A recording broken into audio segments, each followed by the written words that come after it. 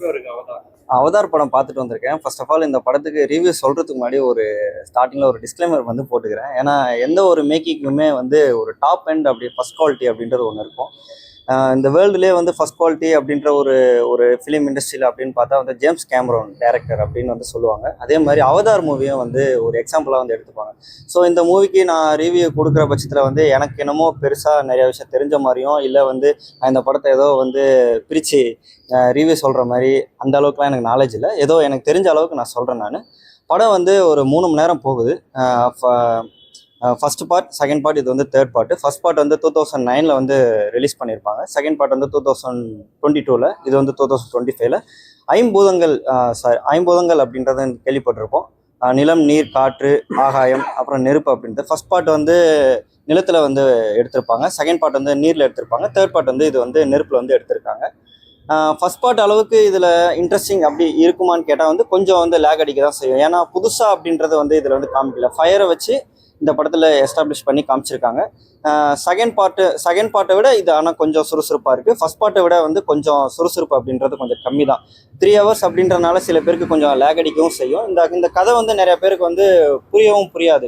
ஏன்னா 2009 வந்து சில பேர் வந்து பார்த்துருக்க மாட்டாங்க. இந்த கதையோட கருவேன்னு பார்த்தீங்கன்னா வந்து 120 வருஷத்துக்கு முன்னாடி, அதாவது ஒரு டைம் மிஷின் இந்த படத்தில் இருக்காது. சப்போஸ் இப்போ நம்ம இருக்கிறது வந்து 2025, இன்னும் ப்ளஸ் அடிஷ்னலாக 123 வருஷம் வந்து ப்ளஸ் ஆட் பண்ணிக்கிட்டோம் அப்படின்னா அது எந்த வருஷம் வருதோ அந்த வருஷத்தில் வந்து ஜனத்தொகை அப்படின்றது கூடி போயிடும். இந்த உலகம் அப்படின்றது இந்த உலகத்தில் வந்து மனுஷன் வாழ்றது வந்து பத்தாது அப்படின்றதுனால வேற ஒரு கிரகம் கண்டுபிடிக்கணுன்றதுக்காக புதுசாக ஒரு கிரகத்தை வந்து கண்டுபிடிப்பாங்க. அதுதான் வந்து ஃபர்ஸ்ட் பார்ட்டில் வந்து ஆரம்பிச்சிருப்பாங்க. ஸோ அதை வந்து நம்ம ஸ்டார்டிங்கில் நம்ம பார்த்துட்டு வந்தோம் அப்படின்னா வந்து இந்த படம் அப்படின்றது எளிமையாக வந்து ஈஸியாக வந்து புரியும். 3D எஃபெக்ட்ஸ்லாம் எப்படி இருந்தது? 3D எஃபெக்ட் வந்து ரொம்பவே சூப்பராக இருக்குது. 3D எஃபெக்ட்னு வந்து சொல்லும்போது இந்த சேலத்தில் எந்த தேட்டரில் பார்க்கலாம் அப்படின்றது வந்து நிறைய பேர் வந்து யோசிச்சுட்டு இருப்பாங்க. உண்மையிலேயே சேலத்தில் ஆஸ்கார் தேட்டரில் வந்து நல்ல பெரிய ஸ்க்ரீன், அப்புறம் வந்து நல்ல சீட்டிங் கெப்பாசிட்டியில் வந்து உண்மையிலேயே ஆஸ்கார் தேட்டரில் வந்து பார்க்கலாம். இன்னொரு விஷயம் அந்த ஆஸ்கார் தேட்டர் சொல்லணும்னா ஏழைகளின் ஐமேக்ஸ்னு கூட வந்து சொல்லலாம். நல்ல ஒரு பெரிய ஸ்க்ரீன் அப்படின்ற இருக்கிற பட்சத்தில் வந்து நல்ல ஒரு அஃபோர்டபுளான ஒரு ப்ரைஸ்லையும் நல்ல ஒரு சீட்டிங் கெப்பாசிட்டி பெரிய ஸ்க்ரீனில் வந்து அவதார் மூவி வந்து நீங்கள் வந்து வாட்ச் பண்ணுங்கள். ஓகே, அதே மாதிரி ஜேம்ஸ் கேமரான் அவரோட டைரக்ஷன்ல எந்த படத்துல எப்படி இருந்தது? ஜேம்ஸ் கேமரான் அவரோட டைரக்ஷன் சொல்லணும்னா வந்து முக்கியமான ஒரு விஷயம், 1997 வந்து டைட்டானிக் மூவி வந்து ரிலீஸ் ஆகிருக்கும். அந்த படம் ரிலீஸ் ஆகும்போதே மேக்கிங் பண்ணும்போதே வந்து அவருடைய ரிசர்ச், டைட்டானிக் கப்பல் வந்து அட்லாண்டிக் ஓஷனில் வந்து மூழ்கியிருக்கும். அந்த கப்பலை வந்து அவர் ரிசர்ச் பண்ணும்போதும் சரி, உலகத்திலே ஆழமான ஒரு பகுதி மரியானா ட்ரென்ச் அப்படின்னு சொல்லுவாங்க, அந்த இடத்தையும் அவர் வந்து ரிசர்ச் பண்ணும்போது சரி, நிறைய உயிரினங்களை வந்து அவர் வந்து பார்த்துருக்காரு. அதே மாதிரி அந்த உயிரினங்களை வச்சு தான் வந்து மேக்கிங் பண்ணணும்னு வந்து நினச்சிருக்காரு. அதுதான் வந்து அவதார் மூவிங்கோட ஸ்டார்ட் அப். ஸோ அந்த ஸ்டார்ட் அப் வந்து அவர் 90sலேயே வந்து ஆரம்பிச்சிருக்காரு, எழுத ஆரம்பிச்சிருக்காரு. அப்போது இருக்கிற டெக்னாலஜி வைஸ் படி அதை வந்து மேக் பண்ண முடியல. ஸோ அதனால் கொஞ்சம் பல வருஷங்கள் வெயிட் பண்ணி 2009 வந்து ஃபர்ஸ்ட் பார்ட் வந்து ரிலீஸ் பண்ணியிருக்காரு. அவருடைய டைரக்ஷன் வந்து உண்மையிலே சூப்பராக இருக்குது. அவருக்கு டைரக்ஷன் அப்படின்றது குறை சொல்கிற அளவுக்கு ஒன்றும் இல்லை. 3 மணி நேரம் படன்றதுனால கொஞ்சம் ஸ்லோவாக இருக்கும். டைலாக்ஸ் வந்து நிறையா இருக்கும். தமிழ் டப்பிங் வந்து உண்மையிலேயே சூப்பராக இருக்குது. மெட்ராஸ் பாஷையில் கூட கொஞ்சம் வந்து லைட்டாக வந்து பேசியிருக்காங்க. எமோஷ்னல் அப்படின்றது ஹாலிவுட் மூவியை பொறுத்த வரைக்கும் ஃபர்ஸ்ட் ஹாஃப் செகண்ட் ஹாஃப்னு சொல்ல முடியாது. நம்ம ஸ்லாங்குக்கு சொல்லணும் அப்படின்னா வந்து ஹாலிவுட் மூவிஸில் அவதார் பார்ட் 3ல் வந்து செகண்ட் ஹாஃபில் கொஞ்சம் எமோஷனல் டச்லாம் நிறையவே கொடுத்துருக்காங்க.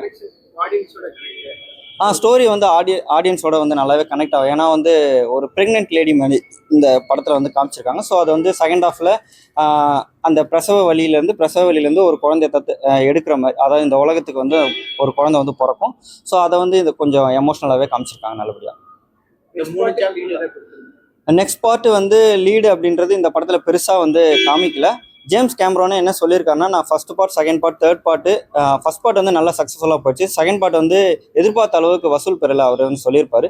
தேர்ட் பார்ட் இப்போ ரிலீஸ் ஆகிருக்கிறதுனால இந்த படம் வந்து வசூல் அளவுலையும் சரி, ரிவ்யூஸ் அளவுலையும் சரி நல்லா பேர் வாங்கிச்சு, நல்லா புகழ் வாங்கிச்சு அப்படின்னா நான் 4th பார்ட்டும் 5th பார்ட்டும் எடுப்பேன் அப்படின்றத சொல்லியிருக்காரு. அது நம்ம கையில் இல்லை, இன்னும் போகிற நாட்களை பொறுத்து தான் இருக்குது. இந்த 3 சாப்டரில் இந்த சாப்டர் தான் டாப் 1ல வைக்க முடியும்.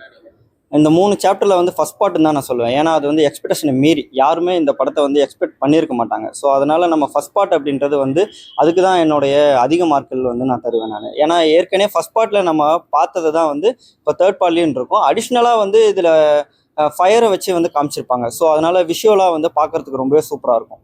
ஸோ அந்த யூனிவர்ஸ்குள்ளேயே போன மாதிரி இருந்தது உங்களுக்கு? ஆமாம், உண்மையிலே வந்து ஃபீல் குட் மூவி அப்படின்னு ஒன்று சொல்லுவாங்க. உண்மையிலே டாப் படம் ஸ்டார்டிங்ல இருந்து படம் கிளைமேக்ஸ் வரைக்குமே சரி, அந்த ஃபீல் குட்டை வந்து அவர் வந்து தக்க வச்சிருக்காரு. அந்த அந்த வகையில் வந்து ஜேம்ஸ் கேமரானுக்கு வந்து உண்மையிலே வந்து பாராட்டலாம். முக்கியமாக அடிஷ்னலாக வந்து டைட்டானிக் மூவி ரிலீஸ் ஆகும்போது 14 நாமினேஷன் அவார்டுக்கு வந்து 14 விஷயங்கள் வந்து அவர் வந்து தேர்ந்தெடுத்தாங்க. அதில் 11 அவார்டுகள் வந்து டைட்டானிக் படத்துக்காக வந்து கொடுத்துருக்காங்க.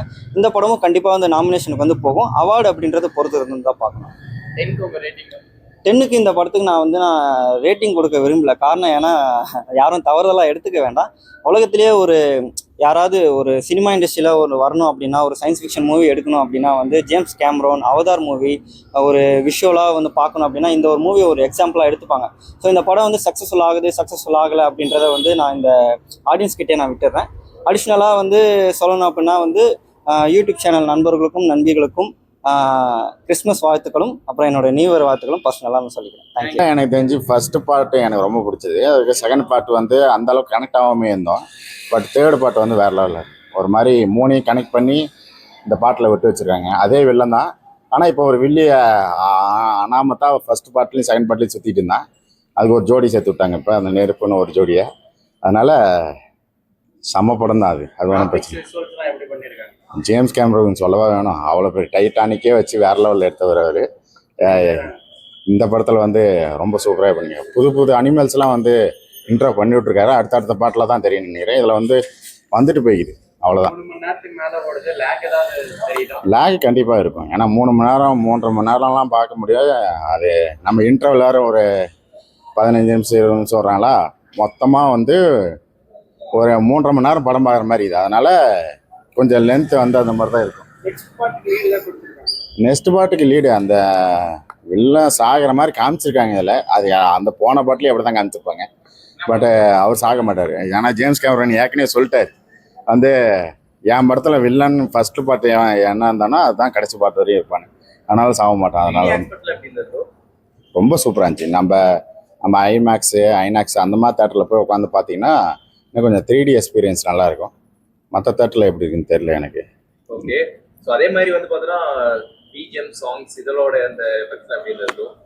பிஜிஎம் எப்போ ஆஸ் யூஸ்வல் எல்லா படத்துலையும் ஜேம்ஸ் கேமரூன் படத்தில் மியூசிக் டேரக்டர் தான் இந்த படத்துக்கு மியூசிக் டேரக்டர். அதனால் எல்லாம் ஒரே மாதிரி தான் இருக்குது. அந்த எலிவேஷன் சீன்ஸ்லாம் ரொம்ப சூப்பராக மியூசிக் போட்டு வச்சுருக்காங்க. அந்த ட்ராகன் ஒன்று வரும், நம்ம கொகைக்குள்ளே அடைச்சி வச்சுருப்பாங்க. அந்த அந்த அந்த ட்ராகன் மறுபடியும் வெளியே வரும். அந்த ஃபர்ஸ்ட் பார்ட்லேயும் செகண்ட் பார்ட்லேயும் அதுதான் மெயினாக இருக்கும். அந்த ட்ராகன் வெளியே வந்தாட்டி ஒரு சம்பவம் பண்ணும். அது வந்து இந்த படத்துல அதே மாதிரி பண்ணி வச்சுக்கிறாங்க. ஒரு ரொம்ப சூப்பராக கனெக்ட் ஆகுது. நம்ம வில்லி தான் இன்னும் ரொம்ப சூப்பராக காட்டிக்கிறாங்க. நம்ம அந்த வில்லி பார்க்கும்போது நமக்கு ஒரு பயம் இருந்துகிட்டே தான் இருக்குது. இந்த வில்லி போய் அந்த வில்லன் கூட போய் ஜாயின்ட் ஆகும்போது இன்னும் பயம் அதிகமாகிடும். அதுக்கப்புறமேட்டு ஓவராலாக கூஸ்பமாக நிறைய மூமெண்ட்ஸ்லாம் 3 மணி நேரம் வந்து பார்த்தீங்கன்னா இந்த யூனிவர்ஸ்குள்ளேயே இருந்த ஒரு ஃபீல் இருந்துச்சுங்களா? அது கண்ணாடி போட்டு பார்த்தனால யூனிவர்ஸ்குள்ளே இருந்த மாதிரி தான் இருந்துச்சு. அதனால பெருசாக எதுவும் அவுட் ஆஃப் ஜோன்லாம் வந்த மாதிரிலாம் இல்லை. ஒரு மாதிரி சில இது நமக்கு புரிய வைக்கிறதுக்கோசரம் டயலாக்ஸாக நிறைய இடத்துல சொல்லி வச்சுருப்பாங்க.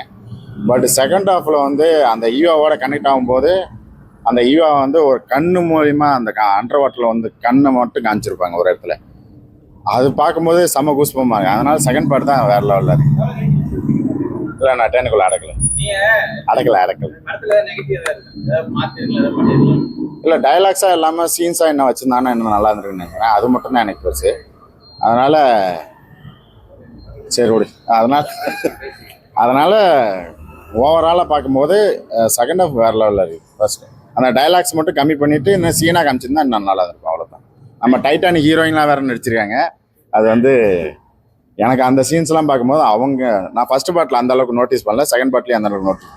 ஆனால் தேர்ட் பார்ட்டில் அவங்க ஒரு குழந்தைய பெற்றெடுப்பாங்க. அது ஒரு மாதிரி நம்ம கண் கலங்குற மாதிரி தான் இருக்குது. அதனால ஒரு மாதிரி சூப்பராக இருக்கும்.